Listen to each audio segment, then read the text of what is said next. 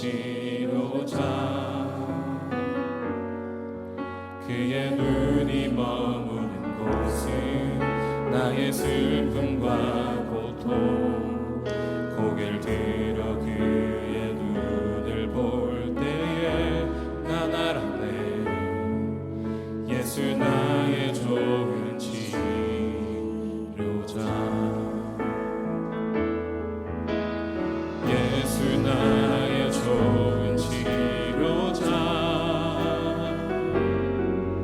그의 손길이 닿는 곳은 나의 상처와 아픔 영원히 흐를 것 같았던 눈물 다 멎었네 예수 나의 치료자 한 번 더 고백하겠습니다 예수 나의 좋은 치료자 그의 눈이 머무는 곳은 나의 슬픔과 고통 고개를 들어 그의 눈을 볼 때에 난 알네 예수 나의 좋은 치료자 예수 나의 좋은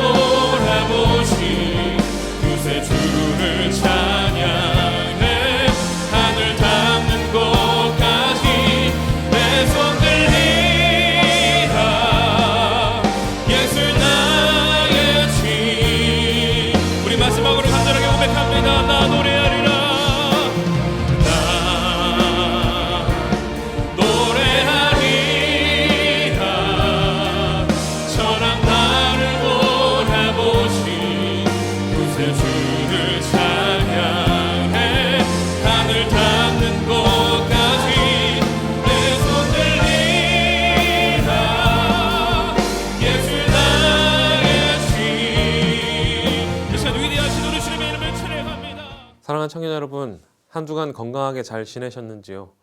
코로나19로 여러분을 만나 뵙지 못한 지 벌써 2달이라는 시간이 흘렀습니다. 그러나 분명한 것은 우리가 다시 만나고 함께 예배드리게 될 날이 가까워 오고 있다는 것입니다. 우리 그날을 기대하면서 각각의 상황 속에서 최선을 다하는 그리스도인들이 될 수 있기를 축복합니다. 오늘은 조정민 목사님의 무엇이 성숙인가 책을 통해 말씀을 나누는 2번째 시간입니다.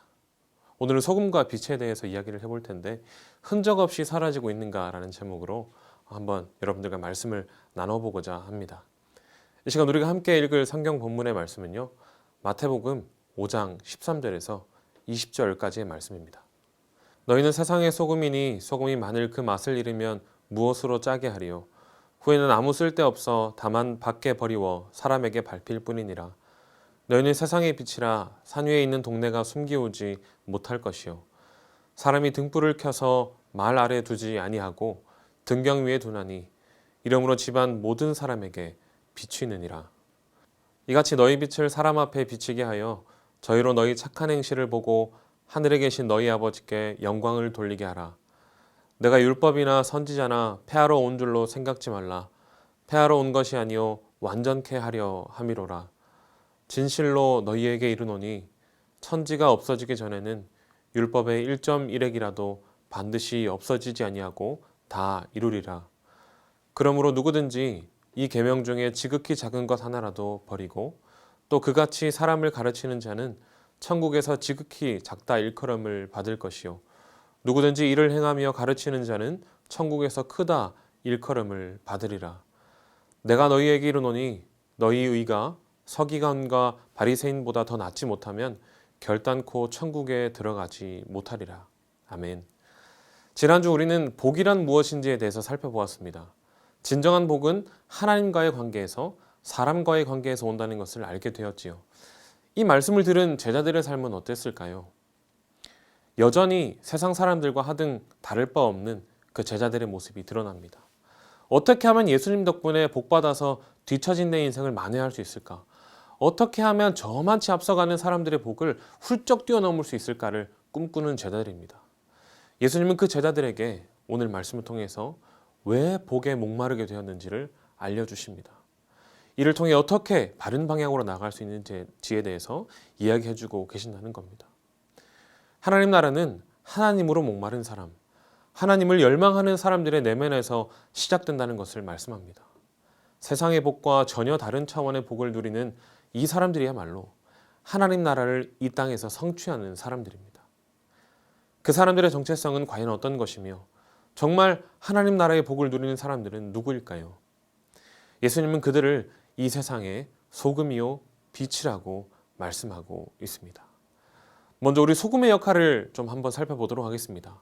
빛과 소금으로 살아가게 해달라고 하는 기도는 이상한 기도라고 말씀하고 있습니다. 왜 그럴까요? 내가 나인데 내가 되게 해달라고 하는 기도와 같다는 것이죠. 나는 조규진 목사인데 조규진 목사가 되게 해달라고 기도하는 것과 같다는 것입니다. 예수님은 크리스천이란 소금이다, 빛이다 말씀하십니다. 답이 너무 확실해서 질문하기가 민망할 정도이지만 여러분, 소금의 역할은 무엇인가요? 녹아서 맛을 내는 것입니다. 소금의 운명은 사라지는 것입니다. 소금은 녹지 않기 위해 몸부림치지 않죠. 소금은 소리 흔적 없이 사라지고 맛을 냅니다. 예수님은 소금으로 변하라, 소금이 되기 위해서 노력해라 말씀하시지 않는다는 것입니다. 너희는 소금이다 라고 제자들에게 그리고 우리들에게 말씀하십니다. 그런데 여기서 문제는 무엇일까요? 소금이 맛을 내지 못할 때입니다. 소금은 짠맛을 내는 것 외에 다른 용도가 없기 때문에 짠맛을 내지 못하면 필요가 없습니다. 크리스천이란 이런 존재입니다. 가만히 두면 부패하는 이 세상에서 오직 짠맛을 내서 세상이 썩지 않도록 하는 존재가 바로 크리스천이라는 것이죠. 이 시대 크리스천이 왜 조롱받고 핍박받는지 그 이유가 명백하게 드러나는데 그것은 녹지 않아서입니다. 교회는 세상의 부패와 관련해서 하나님이 유일하게 책임을 묻는 곳입니다. 왜 그렇습니까? 예수님이 우리더러 소금이라고 그 정체성을 알려주셨기 때문입니다. 주님은 세상이 이토록 음란하고 타락한 것에 대해서 우리에게 그 책임을 물으십니다. 저들이 왜 구원에 이르지 못했는지, 저들이 왜 타락에서 헤어나지 못하고 점점 더 구렁텅이로 빠지고 있는지 그 책임을 저와 여러분들에게 물으신다는 것입니다. 세상의 문제는 어린아이 같은 어른들이 만듭니다. 미숙한 어른들 때문에 세상이 어지럽습니다. 어른이 되는 길은 오직 한 가지밖에 없습니다. 예수님을 아는 것입니다.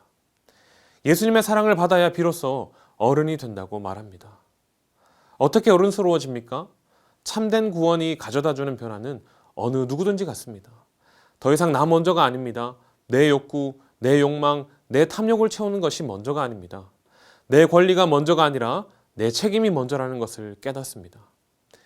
예수님의 소금 이야기는 어른되라는 것과 같은 맥락의 말씀입니다. 소금의 속성을 들어서 어른되라는 얘기를 하십니다. 누가 스스로 녹아 없어지기를 원하겠습니까? 그러나 요리가 있는 한, 세상에 있는 한 소금은 반드시 필요합니다. 사랑하는 청년 여러분, 예수님의 사랑을 바로 깨달아 나 먼저가 아닌 예수님의 사랑을 필요로 하는 곳에 완전히 녹아 맛을 내는 여러분 되시기를 예수님의 이름으로 축복합니다. 두 번째로 크리스천이 왜 빛인가에 대해서 살펴보겠습니다. 예수님은 팔복을 받은 사람들은 또한 빛이라고 말씀하십니다. 이것은 소금보다 더 강력한 말씀입니다. 빛은 소리가 없습니다. 빛이 임하는 순간 어둠은 사라집니다. 빛은 어둠과 다투지 않고 어둠을 몰아낸다고 투쟁하는 법이 없습니다.